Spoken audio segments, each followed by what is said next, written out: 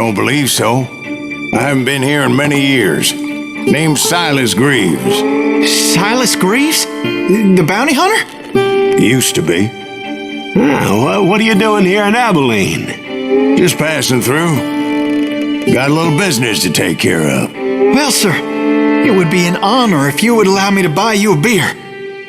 Hell, son, it would be my honor to drink it. I'm Molly. Howdy. I'm Dwight. That's Jack and Steve. Ben's behind the bar. Oh, I bet you got some great stories. A couple. Any of them true? Jack, be nice. A few. What about your shootout with Henry Plummer's gang in Bannock, Montana? Is that where you started as a bounty hunter? That's what it says in this here dime novel. Don't believe everything you read in them dime novels, boy. First man I hunted was back when I was riding with Billy the Kid. You knew Billy the Kid? Damn right. That scrawny son of a bitch had no fear. Wouldn't back down for nobody. I heard he collected the 10 stars off any crooked lawmen who crossed him. It was a war, boy. The Lincoln County War. And Billy promised his regulators would take the life of every bastard who helped bushwhack John Tunstall. Kid had a big chip on his shoulder and a hair-trigger temper. Made him dangerous as hell.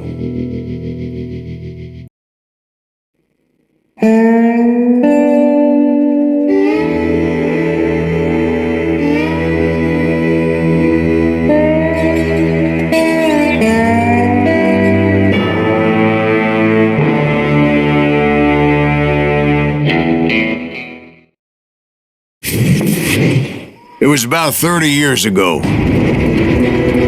Billy was hiding out in an abandoned farm near Stinking Springs.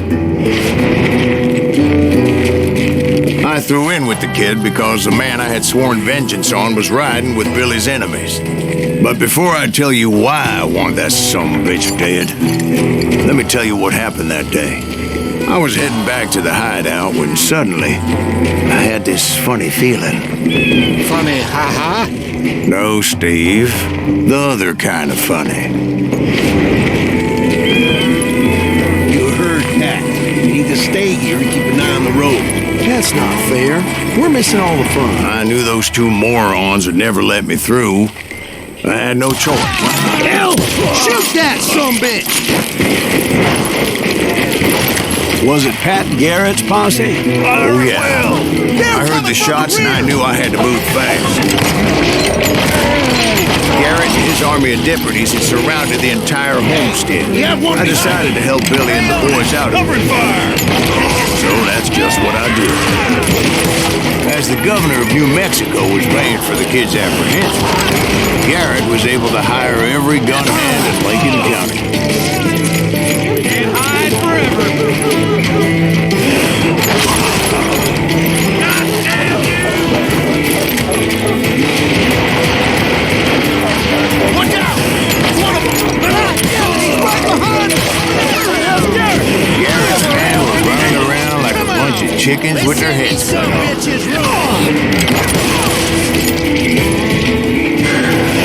Still, one of them reached the water tower. Not a bad idea. It would be a turkey shoot from up there.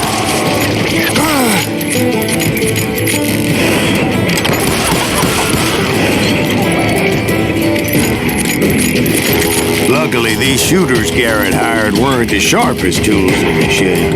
A lot of them were saddle tramps, sod busters, or drunken drifters looking to make a few bucks.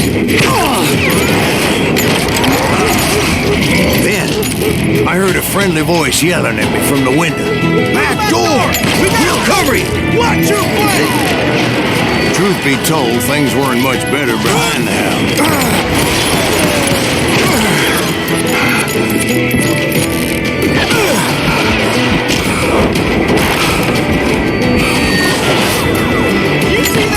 I cut their numbers in half, but that just made the ones that were left twice as mad.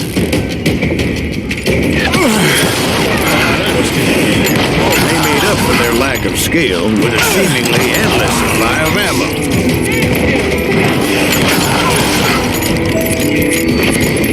It was a bit of a slog, but I finally fought my way around the back of the house.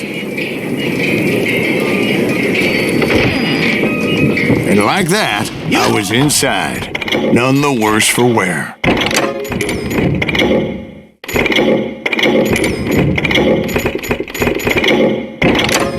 Dead, you bastard! I passed Dirty Dave. And upstairs, I found Billy and Charlie Deader both. than a rat in a trap!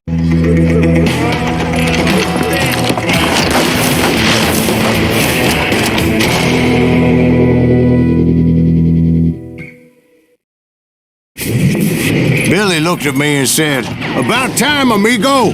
Grab a gun and get to the window." Wait, so you were friends with Billy the Kid?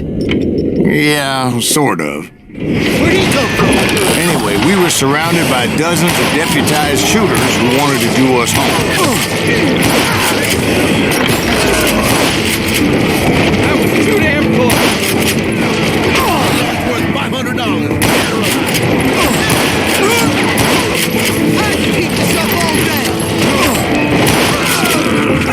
I'm telling you, Garrett's men were dropping like flies, but they just kept on coming. Where the hell is Garrett getting out? He's been from all the action!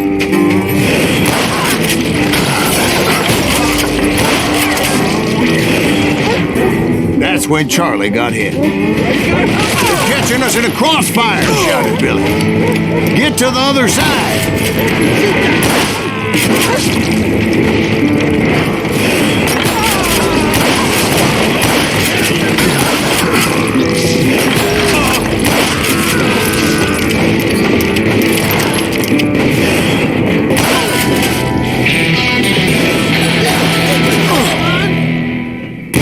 I don't know how many of those cocksuckers I personally put down. It was pretty clear, even to Billy, that maybe discretion was the better part of valor. What's that mean? It means that it was time to cut and run. "They got a Gatling," Billy shouted. "Get the horses and bring them round back. I'll draw their attention." He directed that order at me, and I thought, why the hell do I have to do it?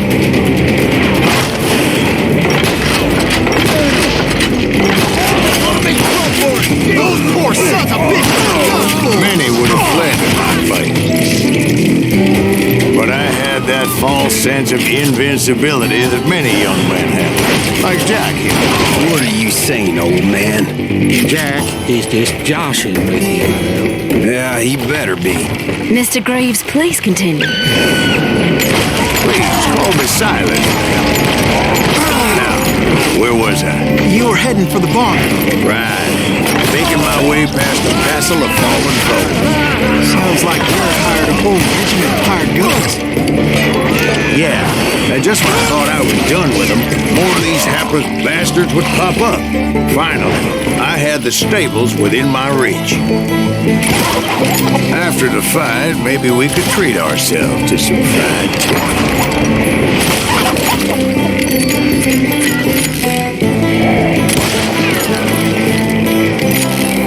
And that's when I met Sheriff Pat Garrett. I read that you went toe-to-toe with him, sir. That backstabbing bastard with that tacked-on tin star.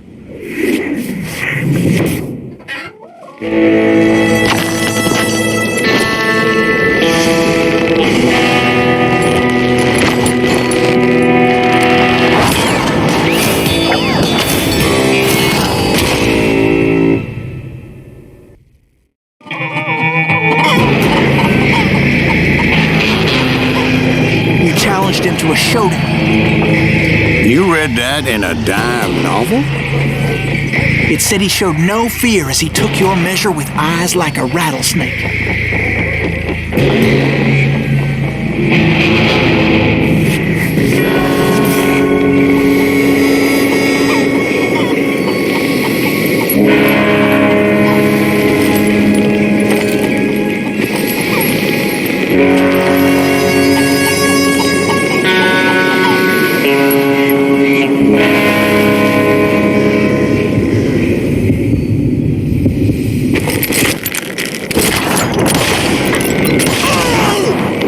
Killed him in a fair fight.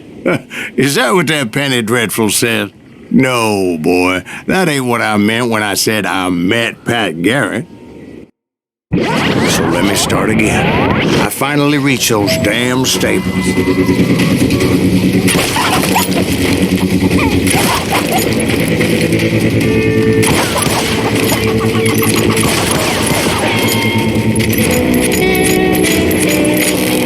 And stepped inside, and last thing I heard was Garrett's voice.